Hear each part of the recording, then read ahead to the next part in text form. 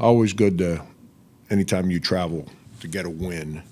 Obviously, I would rather have played the late game yesterday than the early game. Just as I watched film and reflected, we battled against Princeton. We just our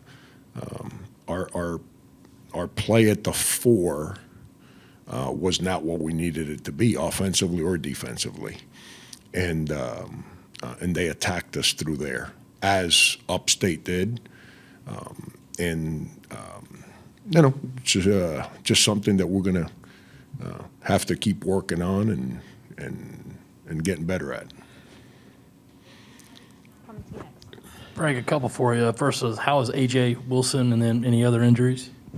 Yeah, no, injuries were fine. A.J.'s back was good enough to give it a go. He had a death in the family Thursday, and somebody he was really close to, and it just affected him, and with not practicing, and then his mind just being all over the place. It just wasn't the right thing to throw him out there. Then just looking at the Western game and the Princeton game, outside of the power forward stuff, what is the one area you guys think you need to focus on going into UAB in the next week?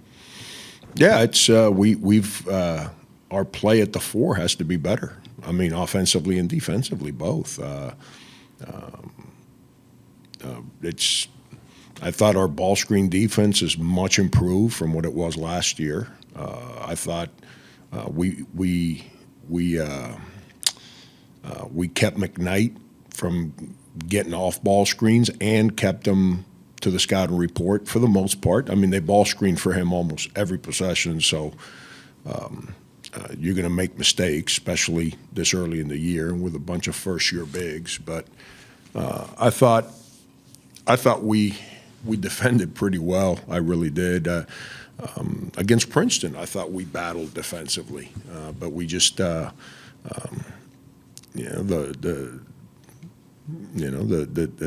and I'm not trying to blame. I'm just telling you what we got to fix. Our defense at the 4 has not been good, and when you play Princeton, who's trying to back cut you, it puts you in a tough spot if the 4-man catches the ball where they were catching it, and then when we did guard the back cuts, which I thought we were pretty good at, then they just played off the bounce from that spot. And right now from the 4 spot, we're not getting paint scoring, we're not getting block shots, we're not getting enough rebounds, and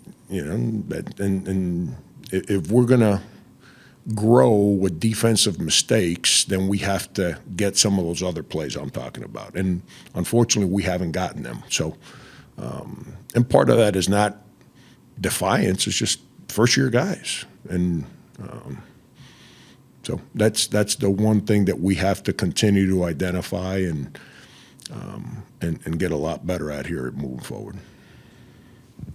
Along those lines, is that addressed by the return of AJ and playing Keyshawn some stretch forward? Yeah, I don't foresee Key playing much there at the 4. I'm not saying like late in games that won't happen like I did yesterday with Eric at the 4, just with a lead, trying to spread it out and put good free throw shooters, ball handlers out there, and but that's. The team that we prepared to be this year was with AJ earning that responsibility, and all of a sudden we get a wrench thrown into the equation the day before the Upstate game, and didn't really have a chance to make major adjustments going into the Upstate game, and I felt that we can play a certain way and still be successful against Princeton. What I felt, and I thought AJ would be ready to go against Princeton. I just shared why he wasn't. We had an early practice on Thursday, so by the time we got word of that, practice was already planned, and we were in the process of getting on the court, and so we couldn't adjust practice. So we just went with what we had, and That's why I made the adjustments I made in the day in between the Princeton game and the Western game. So, I thought the guys were great. I mean, obviously, we were really bad against their zone press. That was partly, like I said yesterday after the game, 50-50. 50% my fault for not spending more time on that kind of stuff earlier in practices, and 50% their fault because we had some really bad turnovers. And as players, that's the one thing that you control is don't turn the ball over, and especially experienced guys, don't take the ball to bad places. And we did some of that yesterday, but that's not the past blame. That's just the facts of the moment. But I think AJ will give us the opportunity to play more to what I envision our team to be from the 4 spot. There's a reason why he's a grad transfer and the other guys are freshmen. I know we announced Josh as a sophomore, and I know he was at LSU and all that. I get it. Played 30 minutes last year. So. This comes from the bed of Colin Taylor as he kind of regroups this weekend. He wanted me to shoot me this text to ask you this about Andy Kennedy, and obviously you guys have a tremendous relationship. What's that going to be like to see him back on the sidelines as you two go up against each other? Yeah, I mean, I'm not going to enjoy coaching against him. I never do. He doesn't care about that. AK's a special personality, man. It's like he wants to play me and Hugs like 10 times a year if he could. And his reasoning for that is at least I know a good guy's going to win, and I'm the other way. I'm like, man, I don't, one of us has to lose. I'm not going to be happy either way. And, but it's, I said this yesterday. I don't think he got the credit he deserved for what he did at Ole Miss with basketball. I mean, he's the winningest coach in the history of the school, I believe. I mean, he'd win 20 a year like there's no tomorrow, numerous times. Should have been in the NCAA tournament, but for the obvious reasons that we lived 5-6 years ago, whatever it was, gets left out. He's really good. He's not only is he a heck of a man, he's a really good basketball coach. And he instills an offensive confidence in players that's pretty darn good. Just go through the different guys he had in his time as a head coach at Ole Miss, how many high-level, confident guards he had in his time there. And he's done the same thing at UAB. They're picked to win the league. I've been watching them this morning. The typical AK team, just unbelievable confidence offensively, and they just come at you. It's good to see him on the sideline again, watching film, because I get credit for being feisty. He's just as feisty as me. I'm watching him on the sideline chasing, he'll end up in the middle. Sometimes there's a free throw situation. You think he's the one shooting the free throw. And I love it. I'm sitting there saying that's awesome, because that's where he belongs, man. He's a ball coach. He belongs on the sideline, helping young people through coaching. He's great on TV, but he belongs on the sideline. Well, Colin beat me to the Andy Kennedy question, but I wanted to ask you about Jacobi and just what you've seen out of him, his comfort at the point guard position, and just running the offense as a whole, and just what are kind of your impressions of him so far? I thought he was yesterday showed me a lot about him. Against Princeton, I thought his defense was really good. He continues like all freshmen. They try to figure it out on offense. They're trying to understand structure and playing a certain way and what decisions to make and when to be aggressive, when not to be aggressive. But yesterday, he went in the game in the first half and he looked like a deer in headlights. And he had 2 really bad offensive plays. And I took him right out and I got after him. He came back in, he was really good. I thought he I put him in when, in the second half, Western ties the game at 35, I want to say, and I put him in there. And I had him, Devin Carter, James Reese, my son, and I think it was Trayvon Minot in the game. So I got 3 freshmen and 2 transfers, and Jacobi at point guard. And we went on an 8-0 run, I believe, to kind of rebuild the lead. And Jacobi was making great defensive plays, and he's going to be really good. He's going to be really, really. He's cut the right way. Point guards can't be sensitive. Point guards got to have short memories, and he's both. He's got short memory, and he's not thin-skinned. I mean, if your point guard's thin-skinned, you got major problems as a coach, and he's not. He's going to be a really, really good player for us. Coach, Eric has been struggling to hit shots lately. Just what are you and the other guys telling him, and does he still have the green light? I don't say anything to him. He works at it. If he didn't work at it, then I'd be telling him not to shoot. But he's really good defensively. He understands our structure. I took him out of the game yesterday. We tried to run a play and put the ball in his hands, and he got really passive, and I took him out. And had nothing to do with shot making. It's because he got passive. And that's all I've ever told him, and I tell any player that puts in the work. The day you stop being aggressive, I'm taking you out of the game. And the personality that our team is creating has a lot to do with who he is. I'm not worried about shot making for him. He works at it. He's taking good shots. I mean, when you're asking a guy to shoot the ball, there's going to be 1 or 2 shots a game that you're like, I'd rather him not shoot that one, but you got to live with it because that's what he needs to do. That ball will start going in for him. It's just a matter of not if, it's just when. And when he sees, I see it in practice. When he starts seeing that ball go in, he's going to start making a whole lot more shots.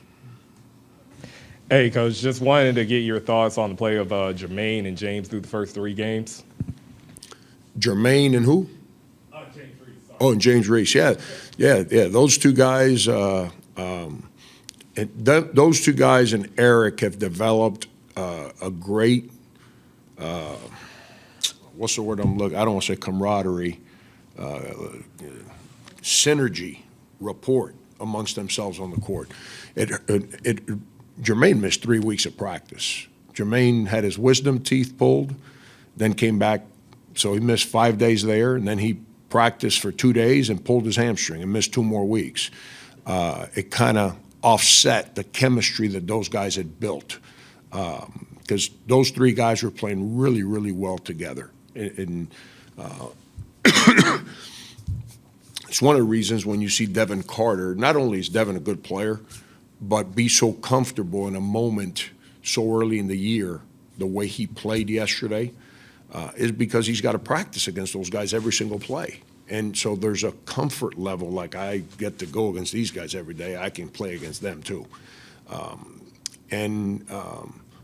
But James and Eric have brought not just personality, but an enthusiasm for how we play that's got Jermaine excited about playing that way. Now, Jermaine wasn't very good yesterday, but he played really hard. And here's the other part. In the second half, when we needed a couple threes in both games this weekend, Jermaine jumped up and made threes, which was good to see because after the shooting year he had last year, like if he had started off like Eric Stevenson started this year, I'd be a little worried about his psyche because he just didn't shoot it well last year. But he, on the contrary, with the game on the line both days, he's jumped up and made threes, and that has a lot to do with the spirit those other guys have brought and helped him with. Frank, overall at the point guard position, how would you assess it through 3 games? Up and down, up and down. Jermaine will play a lot better Jermaine was playing the best basketball he's played since he's been here before the wisdom teeth, but he's really engaged in what we're doing right now. He'll play a lot better. And Jacobi, I've got a lot of confidence in. He just has to figure it out. If you guys go back, and I'm not trying to reference A and B, I'm just trying to give you a frame of mind from a young point guard. Jacobi has a similar understanding as Rakim Felder as a freshman point guard. If you remember Rakim early in his freshman year, you guys wouldn't even know who he was. And then at the end of the year, he's got the ball in his hands in the game to go to Sweet 16 and in the Final Four game against Gonzaga. I'm not saying that's exactly what's going to happen, but that's the kind of confidence I got that Jacobi, the confidence I have in Jacobi's growth and who he is, I can foresee that taking place as the year keeps going.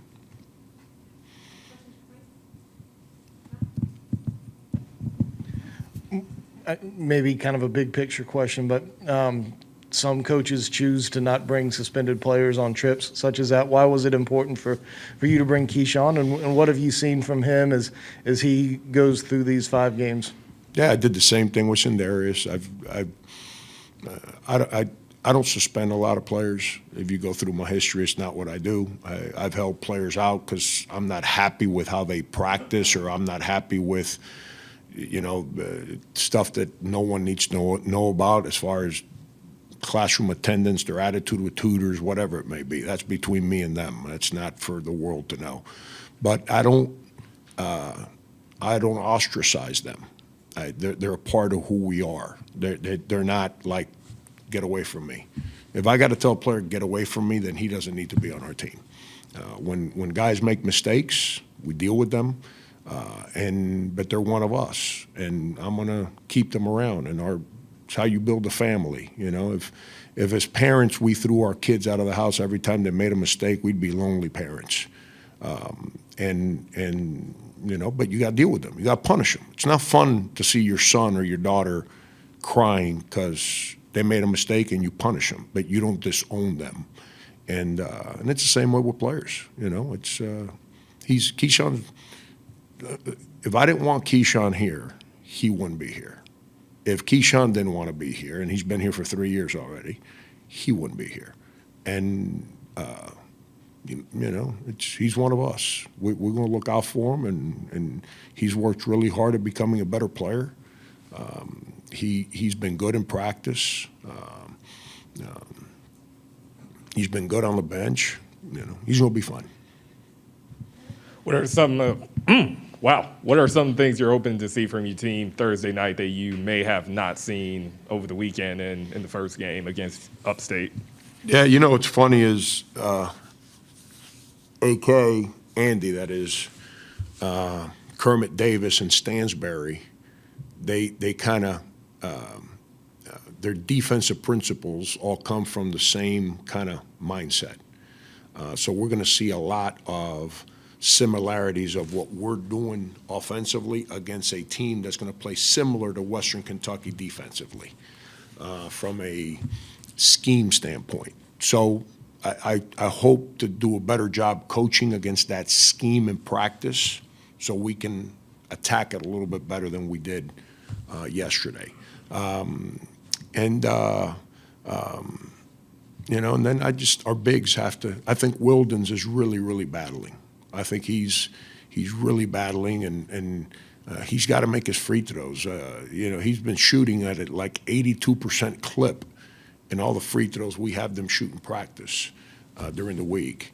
And for whatever reason, the game's going on now, and he's, I think, 6 for 15 or something like that. He's got to make his free throws. But Wildens is going to continue to get better because he's so active and so committed to it. We need the other big guys to continue to make progress. That's something that I challenged those guys at halftime and after the game yesterday because I was unhappy with you teach and teach and teach, and eventually you have to challenge. And when teaching isn't responding, and I thought we did some things pretty good yesterday. I think Trayvon, who had not played, helped us some in the second half. I thought Josh Gray, after not playing very well for a game and a half up there in the second half, I mean, he gave us a presence at the rim in a crucial part of the game where he finally posted up and scored over the 7'4" guy, and then he gets an offensive rebound, gets fouled, and makes both free throws. It's, people say, well, what? Well, that's what we need from our 4 spot right there, a presence at the rim. So we'll keep battling there and chasing those guys around so we continue to grow. Frank, we haven't been able to talk to you since signing day. Can you give us your thoughts on the kids that you've brought into the program and what you expect from them? Yeah, I think in a world, and Derek, I know you weren't at the press conference last night because you were doing radio, but I kind of used a great moment to be my sarcastic self, which I take a lot of pride in being pretty good at.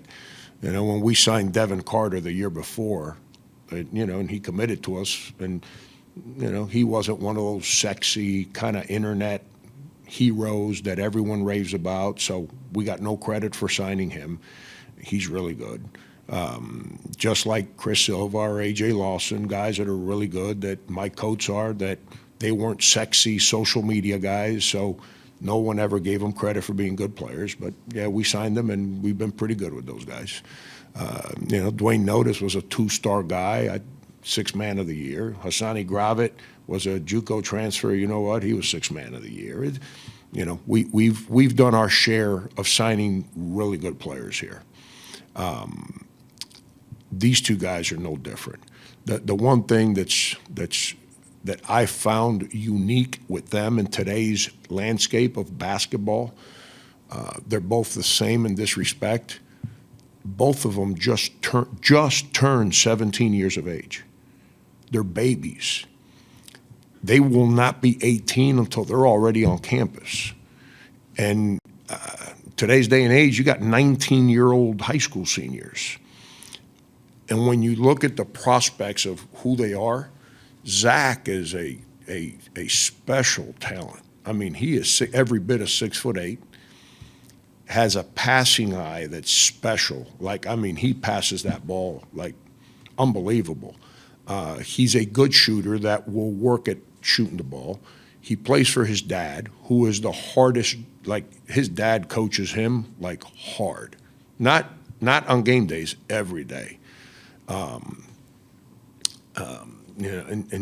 I think defensively and offensively, Zach has a chance to be a star because he's got a beautiful smile, a great personality, a great family, and he knows how to play. And there's not too many 6'8" guys that play with the skill level that he plays with. And in Daniel, man, he's 6'6", 230 pounds. And he is a junkyard dog, and I like those guys. You go recruit, and you're recruiting guys, and you see certain guys play, and I can't recruit to make internet people happy. I can care less what they think. I recruit to make sure that I'm in a good place every day I walk on the court for practice. And every time I'm sitting there watching Daniel play, my eyes go straight to him. And he'll be playing against another guy that's a highly touted guy, and I'm sitting there watching. I'm like, if that guy's really good, he's right there with him. And then I'll go watch the other guys that we might be recruiting, and they're just jogging around getting nothing done. I'm like, man, I'm not going to enjoy coaching that guy. I like that guy. Send me back to see him. And here's a real neat part of the Daniel recruitment. when I went up to his school to make my official contact with him back in September, whenever it was, and I was meeting with him, his brother, the high school coach, who, by the way, runs a great program. Daniel's a returning player of the year in their classification in the state of North Carolina. And, they changed the name. It was Chambers High School. Now I think it's Vance. They changed the school name. The other way around? Okay, I knew I was going to mess that up. Coach Frazier does an incredible job. Brought his team to team camp, and watching his teams play was fun. But I'm sitting in their office, and I offer them the scholarship. People can say whatever they want to about me. Call me old-fashioned, call me stupid, call me stubborn. I really don't care. Never have, never will. I offer scholarships face-to-face, person-to-person. I don't offer them through third parties. I don't offer them on the phone. I don't offer them to the great uncle who met the kid 2 weeks ago. It's not what I do, okay? I sit down with people, I look them in the eye, and I want to make sure that they see the passion in my eyes for who they are, and I want to see the passion in their eyes for getting a scholarship offer. It's important to me. And I can see it in him and his brother's eyes. They're like really excited. Well, the team was in the weight room across the hall lifting. So he leaves the office to go back in the weight room. 2 minutes later, a roar in the weight room like there was no tomorrow. That's a winning high school program. His teammates loved the fact that he got offered by South Carolina. They were happy for him. And that's those are the things in recruiting that no one ever sees that are pretty special. And that's why that's important to me to do it in person. Those guys, I think they're both, their age, their talent, their who they are as people, I think it's good. And we lose James Reese. We probably lose Jermaine and Keyshawn, even though they could have another year. Eric Stevenson could also possibly leave. So we need size at the guard spot. Well, you got 6'8" and 6'6" coming on, and so it's we identified. And here's the other part, Derek, to the question, because people say, well, I offered more than two, but I really just wanted to take two, because here's the predicament that we're in. We only really have two guys that have to be done at the end of this year. That's AJ and Reese. Everyone else can come back next year. So if I oversign and they all come back, I got a major predicament in the spring. And then that would mean Phil would ask me after every game, like, hey, got 15 on scholarship. And I'd have to give Phil my mathematics answer. Hey, Phil, I got taught to count to 13. It was a prerequisite to getting certified to teach math. And no, but you understand what I'm saying, Derek? I'm glad you asked, because I haven't had a chance to speak on those kids. I'm really excited. We identified need, talent, and connection with who we are as people. And Zach and his family, holy cow, are they proud South Carolinians. Whenever you guys interview Zach and his family, ask the dad, how was that moment? Let the dad tell you this. I'm not going to mess up the dad's part of the story. Holy cow. Franco, Brandon had a really good game yesterday and really kind of helped pace you guys in the first half. I know we've asked you before, but now that you kind of seen it, how hard is it at that moment to stay coach speak, go on to the next play and all that? And what are the times where you reflect and said, that's my son out there and he's playing really well? Yeah, when he made that little elbow jump shot when he first got in the game, he's really good from that area. So I kind of expected that one. When he made the three, it's not that he made the three, was that he threw a post. He actually entered the ball in the post. That's one thing that I was asked where we need to make progress. We haven't done that well enough. And he threw it in there and then spaced the court and then attacked the ball as it was coming to him. That's what we practice. That's like I'm watching that sequence. That's a drill that we run in practice almost daily. And then watching him jump up and make a shot made me real proud. But I'll tell you what the proudest moment for me, because I've been telling you the 4 spot and physicality. They tried the ISO back-to-back possessions. ISO, number 3, Hamilton, on an ISO from the top of the key. And he sat there and guarded him, wouldn't allow him to get beat off the dribble. So then the next possession down, coach said, okay, let's post him. And they ran him off, I call it a smash, some people call it a UCLA screen, and he defended it exactly how we teach, didn't accept playing behind.